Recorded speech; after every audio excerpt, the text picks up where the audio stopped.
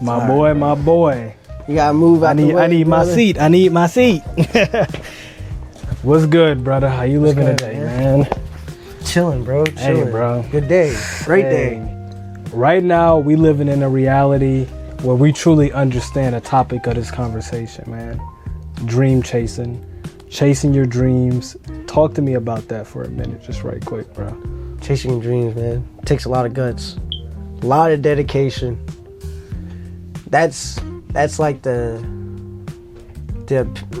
essence of it is like you have to be so delusional and dedicated to like chase something that everybody else around you literally only thinks that like, oh, that could only ever happen in a dream. Come on now. And I would say this, even when I was coming up in high school, first of all, it's a lot to even realize that you even got a dream in the first place, to even chase. 100%, because I didn't know what mine was. Yeah, to even have a perspective of like, I want to do this. I always ask people, like, when did you first realize that you was talented or you wanted to do this? Because I didn't even realize I wanted to pick up a camera until like first year out of high school. You'll probably think I've been knew how to do camera work, but I was just living a regular, ordinary, lit life before I even picked up the camera. And that's what influenced me to start documenting my life. And from me wanting to document my life has gotten to me start developing a love for camera work. So I would say that was the foundation of how my dream started, at least. I guess for me, so like I drew a lot as a kid. You know, when I was a little kid, I couldn't get all the toys I wanted and everything like that. So I used to like draw the toys I wanted and I would cut them out, and those would be my action figures. So art for me was never about, you know, pursuing something. It was more or less just like, I just love to draw. It's just what I did. It's what I love to do. And a big part of it growing up for me was I didn't necessarily really have the confidence or like, as many people who pursue what we kind of pursue in life, the delusion that, oh, I'm so great that like I deserve to have a dream. Yeah. I didn't think that about myself at all for a really long time. It wasn't actually till my freshman year of college where I was like, you know what, maybe there's something that I could do, that there's some way I could make life accommodate for me. Sorry, beer burp. No, you good. Accommodate enough for me so I could pursue my love for art. And it wasn't necessarily like, oh, I'm gonna be the biggest in the world or I'm going to chase this giant dream. I was just like, oh, you know, if I could find a way to draw and like make, you know, get by, that would be really sick. Because all I did at first was just draw. I drew, and then, you know, I did some writing, I did some tagging. That was like my thing. That was a big part of my background, was just comic books and graffiti. But yeah, back to the question, college, freshman year of college was when I realized my dream of like, oh, I want to be an artist. Let me ask, what year was that? That was 2019. 2019 had something special in the water, bro. Dude, 2019 was something crazy. 2019 was the year I realized that I truly wanted to. So I wanted to be a YouTuber at first, because same. I grew up watching YouTube so much. So it was like, I'm about to go crazy with this. I'm about to take this YouTube dream serious, and I've realized that in 2019. So it's crazy that you say that it all started coming together for you in 2019, because it really all started coming together for me also in 2019. It was just a wave, bro, because much like you with the YouTube thing, I wanted to be a video game YouTuber. I wanted to make playthroughs. Come on, I want to be like Rad Brad, bro. I used to watch those. Bro, same, bro, because like I couldn't afford all the games or all the new games that would come out. So every time a new game came out, oh, bro, the Rad Brad making a playthrough, part 1 to all the way to the end, bro. And I was watching him forever, and I loved video games, so I was like, oh yeah, that's what I'll do. And then, because art was like, you know, we talked a little bit earlier today, art was always more of an emotional thing, not like I'm doing this all the time. It was definitely more, I did it all the time, but it was because I was so emotional as a young kid. I was like, oh, I'm constantly drawing. It was a way to release that. Yeah, 100%. Release that. Yeah. And just get lost in my imagination, man. If I was in class, dude, I was drawing, I know everybody did this, but you know those giant stick figure wars that people would do? I do those. I'd redraw like my favorite comic books and this and that, and that was just me doing that because fuck paying attention to what was going on in class. I didn't want to do that, which I 100% should have. Bro, I used to be talking too much in class. That was my biggest thing. I was never truly a bad kid, but it was so easy for me to make friends. I always say like I had like charisma when I was younger. Yeah, I didn't really shy away. I wasn't really that shy of a kid, but once I felt comfortable, it's like, all right, like let's just yeah, bro, what y'all got going on? Yeah, bro, like what's popping? But you know, as we live this life dream chasing, like I have a brand 808 TV and you have your brand Fairy Tale. Let's talk about the discipline that it takes to really see your vision and just watch your vision grow over time, and also stay locked in with your vision. I feel like that's a lot of things that people take for granted. And I remember I heard this from a dude in New York when I went to New York for the first time. He was like, it's funny how it's always the people who just never gave up. I know 100%, man. And it's crazy that you mentioned discipline, because I'm gonna tell a quick story about that, because discipline has like so I work at Ruckus Lafayette right now, right? When I got hired back over there for the first time back in 2018,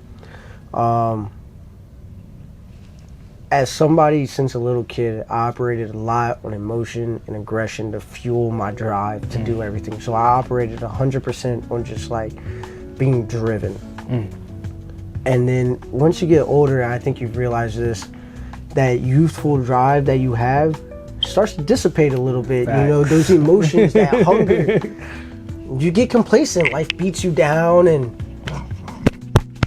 sorry guys, excuse me. Nah, you go through these things. Yeah. And I'll never forget, man, my boss the guy who ran the shop at the time, my boss, he told me something, and we were talking about that, and he said, you know, you can't go on through life driven completely off emotion. There's going to come a time where discipline comes first, and discipline isn't something that you think about when it comes to school, where it's like, oh, I gotta be disciplined to do my homework, or I gotta be disciplined about doing this and doing that. Level. It's really about, hey man, I'm gonna wake up and I'm going to draw no matter what, because it's what I want to do and it's what I want to pursue. Even though it's not what I feel like doing today, the fact that I'm pursuing something like this and I get to be blessed to have even the slightest chance at an opportunity to pursue something like that, you have to be disciplined, because you can't stop. Especially in 2026, and at the time it was 2018, 2019, and it was super competitive then, but it's even more so now. We're in a time where we live where you have to have the discipline to keep going every single day. And I'll never forget, like, he told me, like, yeah, being driven is like important and it's very key, but what's most important is being disciplined to wake up and do it regardless of what's going on. And that stuck with me forever. He was the first person to really break it down for me and tell me that. And me as a young kid entering into young adulthood, registering that in a productive manner and going, oh, that's the key. That's wisdom, bro. That wisdom. I always said, for me, from that same perspective, I look at it like this. If God stored this talent upon you, it's almost disrespectful to turn your back. Like, that's how I look at camera work. I can never turn my back on camera work, because I know that's a God-given talent. 100%. I'm supposed to be doing this. Like, why would I ever turn away and shun away from this God-given ability that I have? So it's Facts, true. dude. But like you said, being disciplined, you know. I mean, a lot of people don't know, we just talked about doing this yesterday.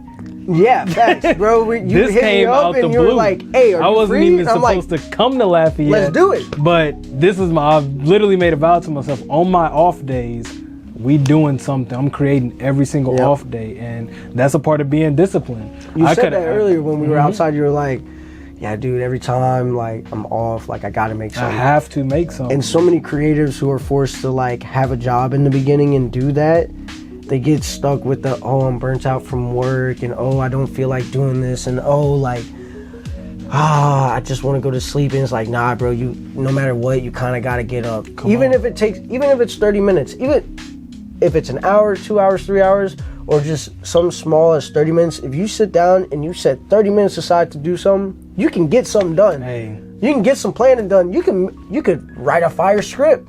You could make a cool design for some pieces like me. You could do some work on a painting. You could go do a shoot real quick, or go outside and walk around outside and take some like in the moment life shots. Come on now. You know, street style photography. To me, I feel like time is one of the most valuable things we have in this life. And what you do with that time that you have on this earth is so important. So I don't really try to waste time like that. I really feel like, you know, if I'm available to do it, or even if I get the blessed opportunity to do something, like next week you invited me out to the In the Closet. I'm like, that's an opportunity that I get blessed to be invited to. I'm taking full advantage of this because this is what God has preferred this time slot.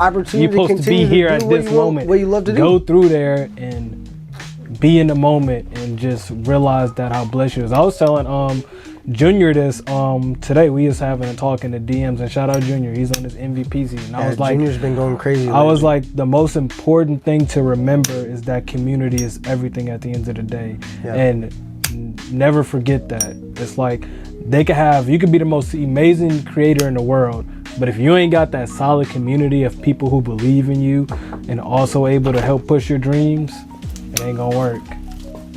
Wait. Yeah. Hey, I need to talk to you in a sec after you're done. Okay. You gotta come to the parade with me. All right. It's all good. We're gonna cut that to the next one. We're gonna cut. And we back. Yeah, we're coming back in. Sorry guys, there was an interruption. like I was saying, what I was telling Junior is that, you know, that having a community that truly believes in you and is truly able to ride with you and you're truly able to collaborate with is so important. No, 100%. I completely agree with that. That's something that, like, you know, in Lafayette, it's been amazing because, like, for me, this community started back in 2019. Like we say, bro, 2019 had some crazy going on. 2019 I would say is for me, is better than 2016. It's one of the greatest years I ever lived in my life. No, 100%, bro. Same, bro. 2019 was the start of so much, and then COVID hit, and you're like, what happened? What happened? Because in 2019, to give y'all some backstory, for us out here in Lafayette, we had something called Never Die. Never Die USA. You need to put a burp counter in. Burp counter at the bottom. Never Die USA, they started up. Now, that was ran by a good homie named Mott. He goes by the little Mott. Shout out now, Mott. Amazing rapper. Crazy talented, makes super good music. He refuses to release new stuff, but we gonna get him right. Yeah, we gonna get him right, bro. I be trying, bro. I be trying to pull it out of him. I swear. I ask him every time I see him. So, bro, what you doing? Too skilled. But he's amazing, dude. He started this thing called Never Die USA, and me and him went to high school together, and it was a really cool thing knowing him by his government name, which we're not going to say right now. And he didn't, you know, he knew me too, but he didn't know that I was this kid that liked to draw. Yeah. He didn't know that I had any type of intention into pursuing anything creative. And then, you know, I got blessed by being at Ruckus at the time, and some of the homies, Kaiser, shout out to y'all. They ran a brand called Sabotage, which is now known as Permanent Vacation. And they asked me to do some mock-up work for them, and I really enjoyed that. It really brought me back into my love of art.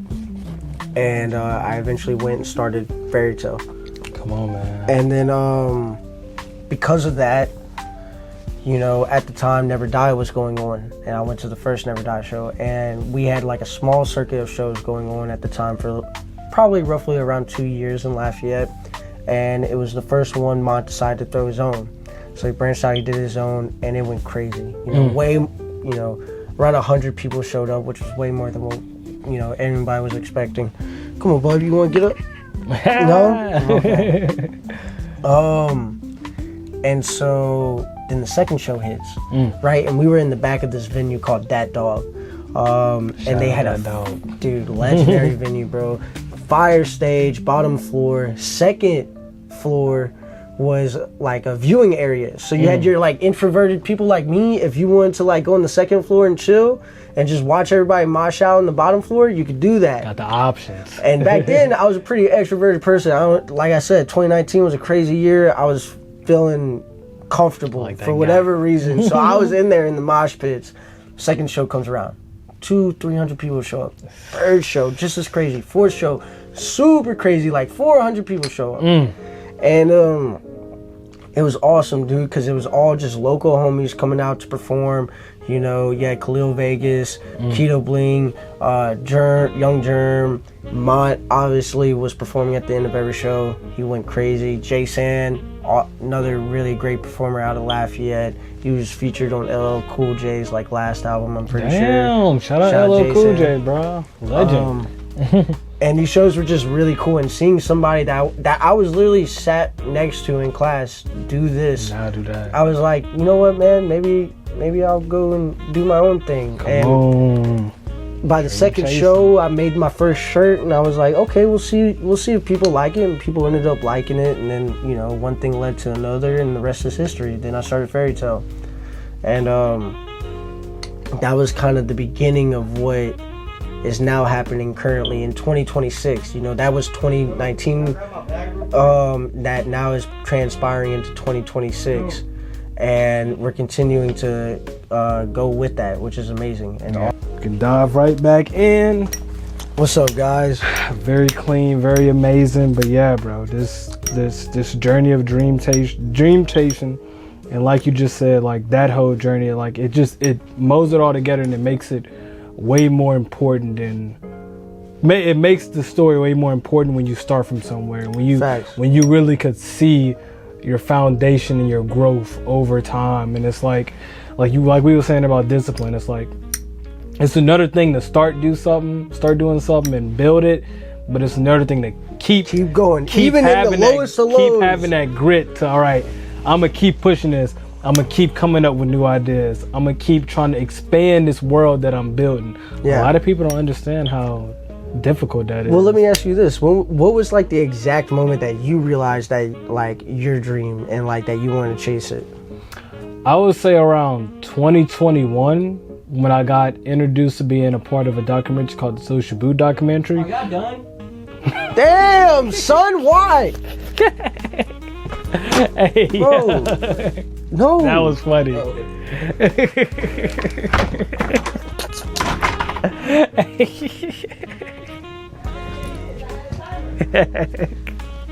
Jesus Christ. All right, you can re-ask the question. That's a good question. We're gonna come back in now. We'll go into this question, then we go cool. What was the exact moment that you realized that like you had a dream and that you wanted to chase it?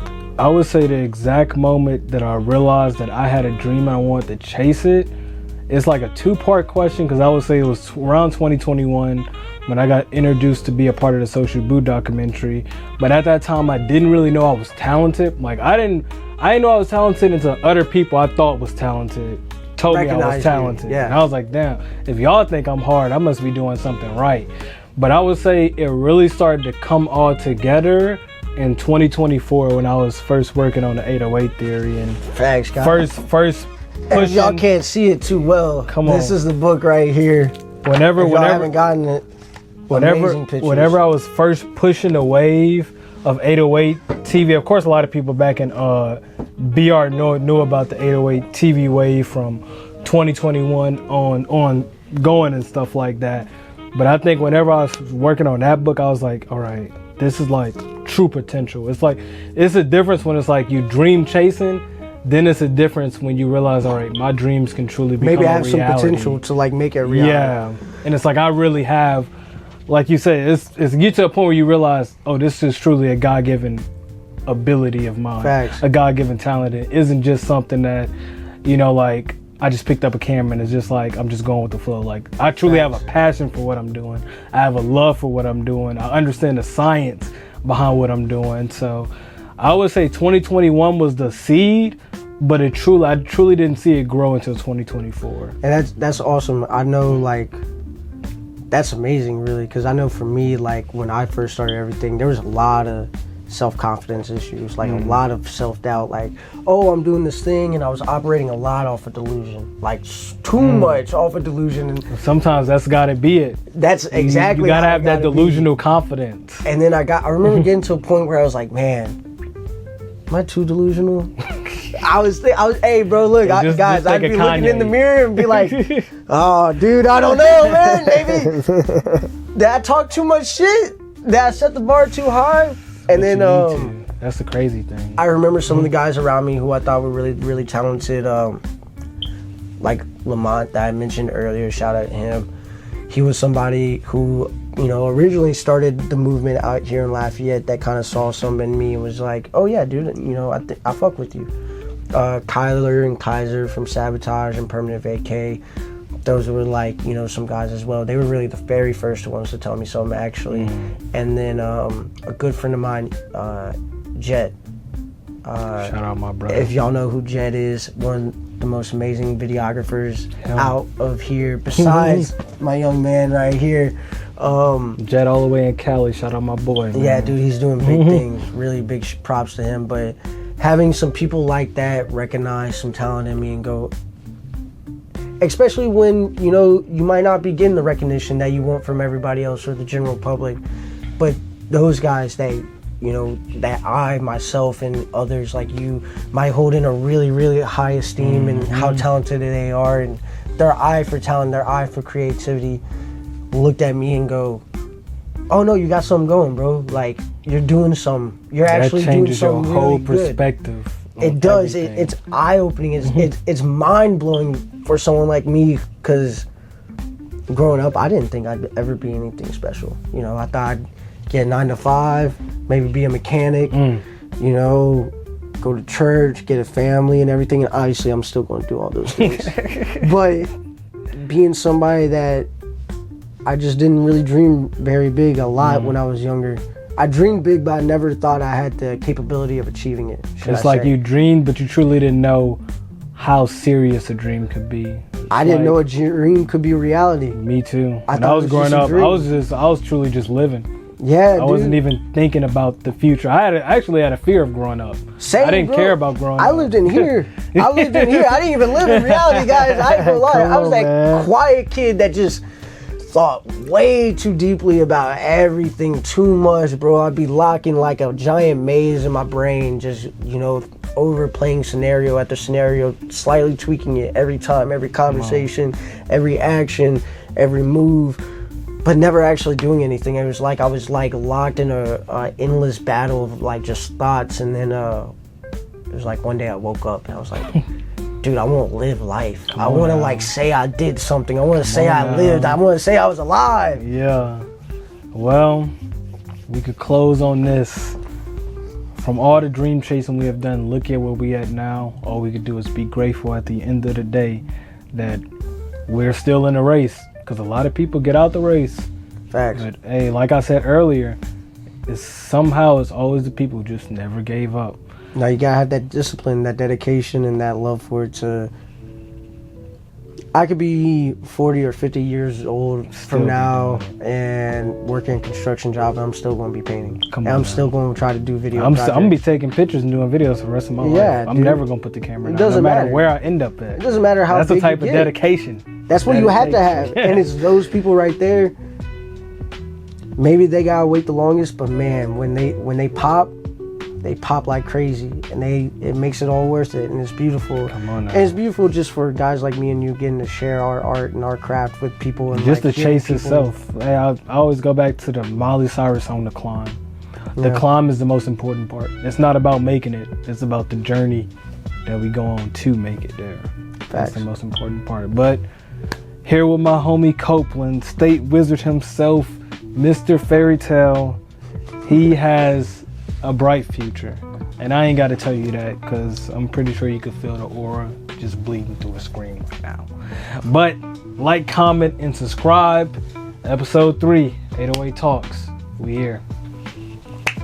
Yes, sir. Hey.